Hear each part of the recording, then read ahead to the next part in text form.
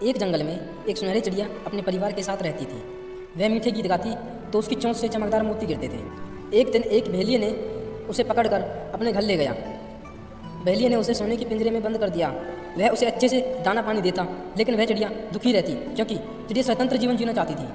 दुखी होने के कारण वह गीत भी नहीं गाती। समय बीतता गया और एक दिन राजा की पुत्री अपने राज्य का भ्रमण करने के लिए जा रही थी। उसी दौरान राजा की पुत्री की नज़र एक चिड़िया पर पड़ी। वह चिड़िया कोई और चिड़िया नहीं थी, वह वही सुनहरे मोती वाली चिड़िया थी। राजा की पुत्री उस चिड़िया को अपने राज्य में ले गई और उस चिड़िया को स्वतंत्र कर दिया। अब वह चिड़िया राजा की पुत्री के पास रोजाना आती और उसे सुंदर गीत सुनाती और उसकी चोंच से चमकदार मोती निकलते तो उसके कमरे में इकट्ठे हो जाते और वह चिड़िया अपने परिवार वालों के साथ अच्छे से रहती और स्वतंत्र जीवन जीती।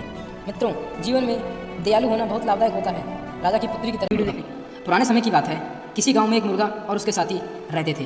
वो काफ़ी अच्छे मित्र थे, लेकिन मुर्गे को अपने आप पर घमंड था कि इस गांव में सभी लोग उसके कारण सवेरे जल्दी उठते हैं।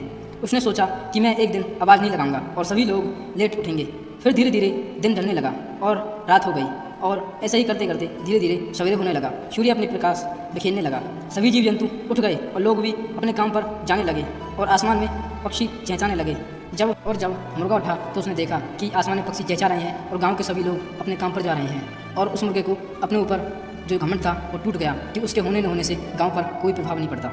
दोस्तों, इस कहानी से हमें शिक्षा मिलती है कि हमें कभी भी अपने ऊपर घमंड नहीं करना चाहिए। प्रकृति हमारे हिसाब से नहीं चलती, बल्कि प्रकृति हमें अपने हिसाब से चलवाती है। बकरी और लोमड़ी। पुराने समय की बात है। एक जंगल था, उसमें सभी जीव जंतु आराम से रहते और खेलते कूदते, लेकिन जंगल में एक चालाक लोमड़ी थी।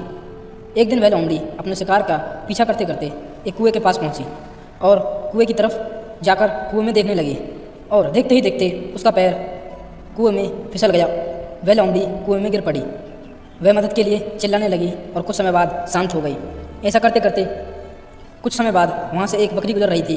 उस बकरी ने देखा कि लोमड़ी कुएं में गिर चुकी है और वह लोमड़ी के पास गई। लोमड़ी से बोली, बहन तुम कुएं में क्या कर रही हो? चालाक लोमड़ी बोली, जंगल में सूखा पड़ने वाला है, इसलिए मैं कुएं में हूँ ताकि ज़्यादा से ज़्यादा पानी पी सकूँ। इस पर बकरी ने लोमड़ी पर विश्वास करके कुएं में छलांग लगा दी और लोमड़ी बकरी के ऊपर चढ़ के कुएं से बाहर आ गई और वह वहाँ से चली गई और बकरी वहाँ मदद के लिए चिल्लाने लगी।